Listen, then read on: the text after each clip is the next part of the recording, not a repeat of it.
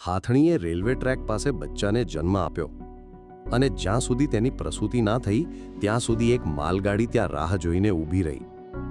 Social media પર viral થયેલા આ વિડીયોએ યુઝર્સનું દિલ જીતી લીધું. જ્યાં વન વિભાગ અને રેલવેના સહિયારા પ્રયાસોથી હાથણી અને તેના બચ્ચાનો જીવ બચી ગયો. વાત જાણે એમ છે કે ઝારખંડના સરવાહા ગામ નજીક હાથણીએ રેલવેના પાટાની પાસે જ બચ્ચાને જન્મ આપ્યો. હાથણીની પ્રસૂતિ દરમિયાન એક માલગાડી ત્યાંથી પસાર થઈ, જેણે સમય સૂચકતા વાપરી ગાડી ઊભી રાખી દીધી. આટલું જ નહીં, માલગાડીએ જ્યાં સુધી હાથણીએ બચ્ચાને જન્મ ના આપ્યો અને ખાતરી ના કરી કે મા અને હાથીબાળ સુરક્ષિત છે, ત્યાં સુધી આશરે 2 થી 3 કલાક રાહ જોઈ. ઉપરાંત વન વિભાગ અને સ્થાનિક લોકોએ હાથણી અને તેના બચ્ચાને તેમના ઝૂંડ સાથે પાછો મેળાપ પણ કરાવી આપ્યો.